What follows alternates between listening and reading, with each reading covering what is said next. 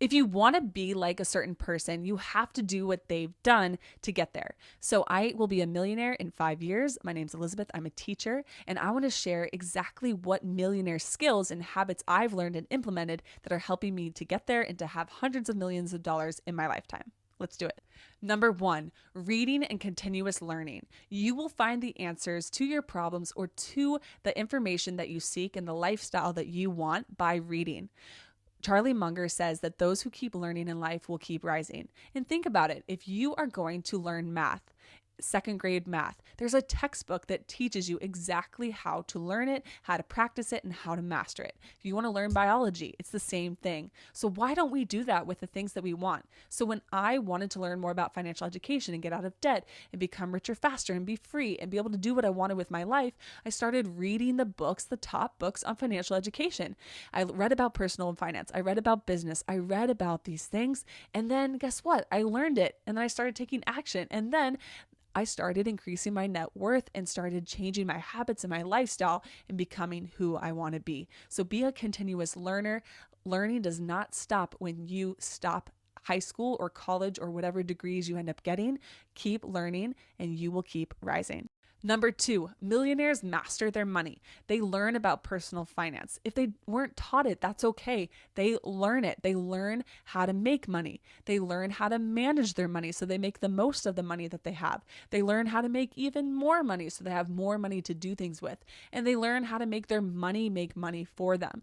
I have tons of videos on the channel. Feel free to check those out. But you want to master money because that is the tool for life and that will allow you to do more with your life. Master it. Number 3, understanding people. Now, you don't necessarily have to understand people. You can invest $500 in the S&P 500 for 30 years and you'll be a millionaire. But if you want to provide more value to people, which is where a lot of people make more money, whether it's with a W-2 job or they start their own business providing a product or a service or something of that nature, you want to get people. You also might get more promotions or people might like you more if you actually understand people and are good socially and have good social skills and emotional intelligence. So the better you can master people, understanding their problems, understanding what they need, understanding how to work better with them, understanding how to offer more to them, you're going to be able to make more money in your lifetime.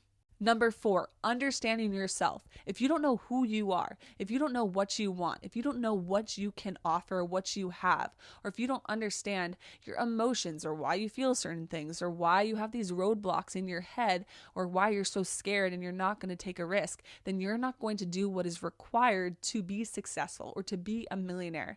Like I said, if you just invest a certain amount of money, you can get there. But if you want to get there faster, if you want to do more, you have to master what's up here. You have to master your mind. You have to get to know yourself. It's going to be a more enjoyable process too. Yes, it'd be nice to have millions and multiple millions of dollars, but if you don't understand yourself and if you don't feel peaceful or good inside, it's not going to be as great as you think. 5, most millionaires really understand the art of sales and persuasion. They're able to understand what people need, what they desire, what they want. A lot of products and services go for helping people feel better about themselves, helping people to be entertained, helping people to solve a problem, helping people make more money, etc. You have to know what people want and then be able to show them, hey, you want this, you're suffering, you're struggling. Guess what? I have something that could help you, right? I have acne but I don't want to pick my skin because then it's going to ruin my skin, but then I don't want to leave my pimple there and I'm embarrassed. I'm a teenager. And so, let's come up with these pimple patches and they're stars and they're cool and they're trendy and we market it well, right? And so we solve a problem and I'm a mom and I'm like, yep, I'm going to buy that for my daughter, right? And so we want to solve problems. We want to provide value. It is critical. This is also really helpful because of the nature of jobs. You want to be able to build relationships and you also want to persuade people. Like you're not going to get a job if you can't persuade them why you're the best person for the job, right? Why should they hire you? Why should you be the one that they pay? Why should you get a promotion? Why should you work for another company? Why should you be able to be the one who does this project or is in charge of $1 million budget or $1 billion proposal? Like, why you? You have to be able to persuade the people you're working with. You have to persuade people who want to hire you. You have to persuade your customers. You have to have the art of persuasion in sales. It is not sleazy. It is not bad. It's literally just showing your value and that you can do it. It's awesome, and it's so important to know. Number 6, time management. Millionaires, multimillionaires, and really successful people, they know the importance and the value of their time. Their time is the most valuable asset, and so they protect it. And so you really want to figure out, how do you get the most and squeeze the most out of your day and yourself and your life? We don't have this abundant amount of energy. They learn how to create energy. They learn how to maximize the time that they have. They schedule in what they want to get done and their habits and what is required to build the life and the person that they want to be. And so manage your time, be more productive, get things done. I'm happy to do more videos on productivity and getting things done. It will truly change your life. I started talking a little bit about this, but besides time management, energy management is critical, because we don't just have an abundant amount of energy. How many of you have tried to pack all this stuff in your schedule, and then when it comes up, you're just so drained, you're tired, you're not performing as well, something comes up, it is hard. And so what you need to do is manage your energy. When do you have the most energy? For most of you, it's right when you wake up. And so do the hardest things first. Do the things that really require the most thinking or energy or time, or where you need the most focus in the morning. Then you can schedule other things or meetings throughout the day. Maybe you have time with your kids later on, right? I find when I get what I really need to do for a project or the business or something first, I have so much more energy then to spend with my son and to be focused and to help him and to learn and to be really engaged with him, right? If I'm doing the opposite, then I'm not as focused for what I'm doing and my jobs and stuff. And that's just part of it. You could say, no, spend all of your time with your son, spend all of your time. I do that on some days. Some days are specifically just for him and I, and we spend all day together, all focused together. But if you are trying to make money, or if you need to, or if you're trying to provide value and support people and serve people, you're going to have this balance of sometimes I'm doing this, sometimes I'm doing that. And so be strategic with when and where you do those things. A lot of people are really strategic with their workouts. And so for me, I used to be a morning exerciser. I had to when I was doing coaching, and I was doing my master's degree, and I had my software job. And so I would get in really early, and then I would go to the gym or go swimming super early, 4 a.m. And then I would have to schedule it out that way. Now I do it more in the evening. And so it's kind of nice where I get everything I need to get done. I get to teach, I get to spend time with my son, and then I go take a minute to think and just to take care of myself, and then we all spend more time as a family, etc. That seems to work. That won't be forever, because I know my son will have more after school activities and things of that nature, but it works right now, and so I'm enjoying it. A lot of people, they do the morning exercise because that gives them more energy. Also, with your kids, if you don't have a gym that you can have your kids go play at, or you don't have a spouse that's going to go do something with them, etc., then, or they're not playing with friends, then you might need to be strategic and wake up super early to be able to be prepared and to make sure you fit it in. So it depends on your own situation, but you have to figure out what's going to work for you. Number 8 is networking. I've seen this in my own life, but I also was reading and studying millionaires and multimillionaires, and time again, it came up for networking.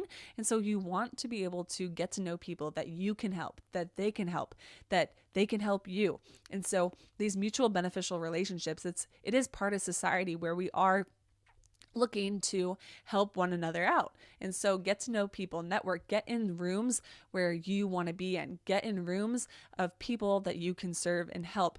Start getting to know people, to strike up conversations. Don't be afraid to say what you have to offer, or actually say that you provide this. Someone could say, hey, we're looking for someone who needs that, etc. So really network and get to know more people. This really can help you so much in your life.